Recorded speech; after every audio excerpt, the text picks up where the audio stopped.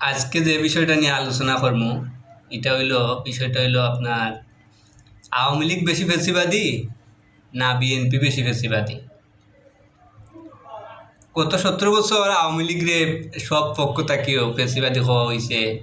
বামপন্থী, ইসলামপন্থী, মধ্যপন্থী, BNP TNP সহ সব ঘরানার রাজনৈতিক দলেও তারা ফেসিবাদী হয়েছে। আওয়ামী লীগরে ফেসিবাদী হয়েছে, শেখ হাসিনারে ফ্যাসিস্ট প্রধানমন্ত্রী হয়েছে।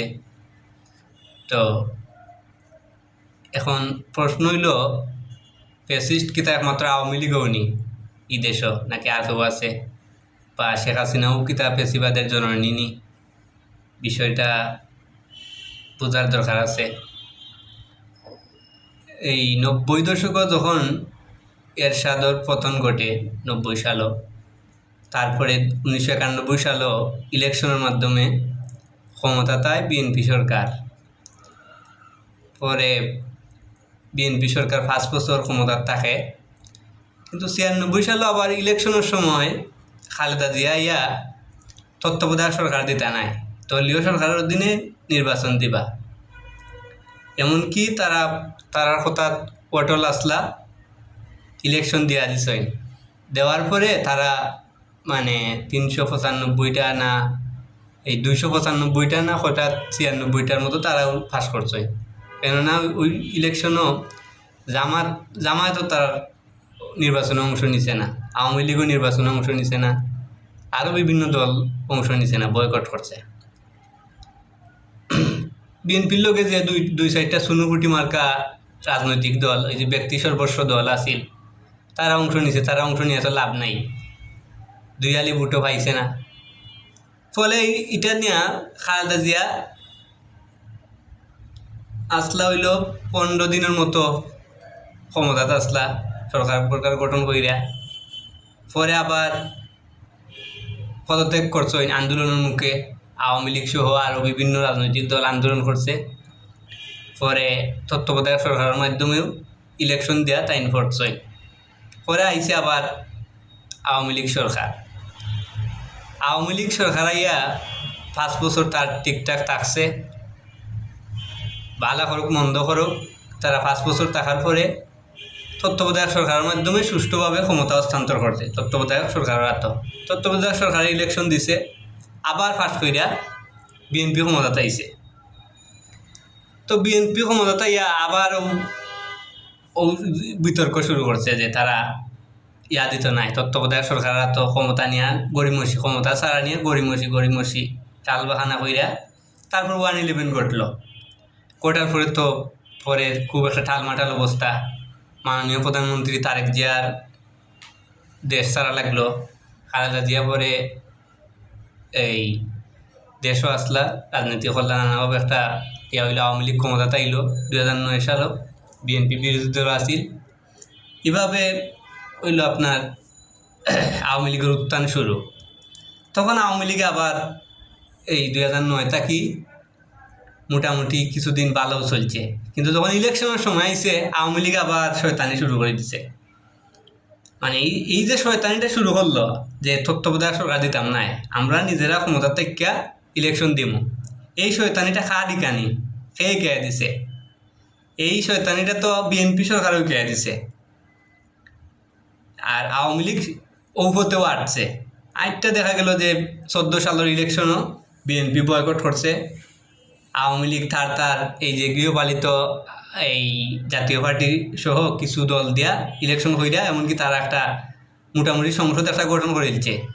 20-25টা আসন দেওয়া জাতীয় পার্টির বিরুদ্ধে দল রাখিয়া তারা মোটামুটি 5 বছর চালাই দিছে। বিএনপি আন্দোলন হইয়া কিচ্ছু করতে পারছে না।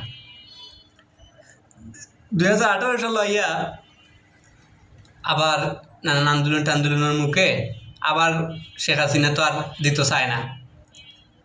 আপনার এই তত্ত্বাবধায়ক সরকার বলে কিছু দিতে চায় না শেখ হাসিনা। তারা হইল দলীয় সরকারের অধীনে ইলেকশন দিব। ফলে একটা সমঝোতা হইল ডক্টর কামাল হোসেনের সঙ্গে হইরা একটা আলাপ আলোচনা, সমঝোতা সংলাপের মাধ্যমে বিএনপি ইলেকশন আইতে রাজি হইল। এরপরে বিএনপি যখন আইলো, আওয়ামী লীগে খুবই একটা নৃশংস কাজ করছে। কেন্দ্রে বিএনপির নেতাকর্মী হলরে মাইরা দইরা মানে একদম ভয়াবহ অবস্থা করছে, সারা দেশে একটা ত্রাসর রাজত্ব করছে। ওইটা আওয়ামী লীগ এই সময় পার পাই গেছে। বিএনপি 4টা না 5টা সিট পাইছিল, মির্জা ফখরুল ইসলাম আলমগীর সহ আরও কয়েকটা সিট আর কি। তো তারা শপথ নিছে না, বয়কট করছে ইলেকশন। করার পরে তো তারা আন্দোলনের মধ্যেও আছিল।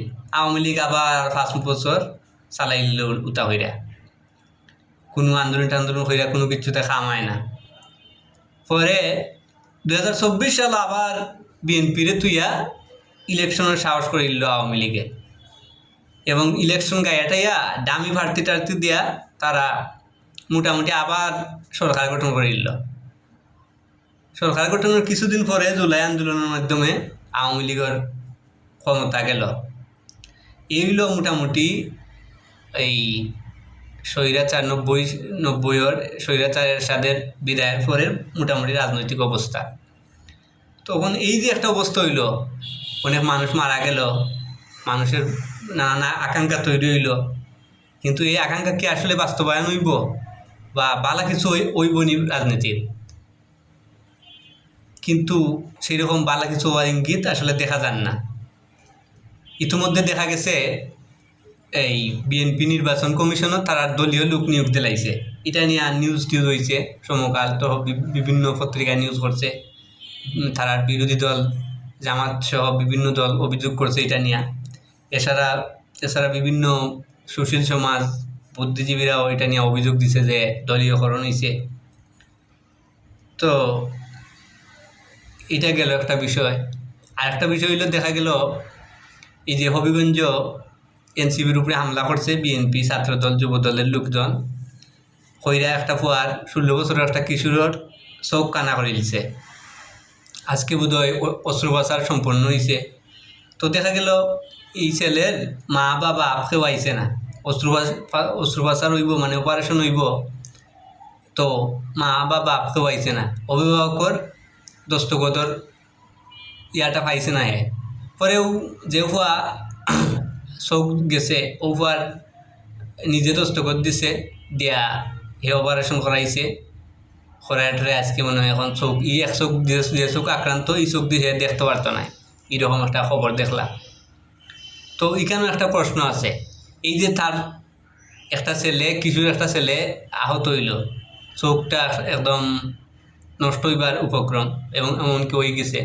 তো এই সময় তার মা বাবা আয় না, বা মা বাবা একটা দস্তখত দিতে চায় না, মানে এটা কেন আইতে চায় না। এখানে নিশ্চয়ই একটা ত্রাস সৃষ্টি হয়েছে, ভয় সৃষ্টি করা হয়েছে।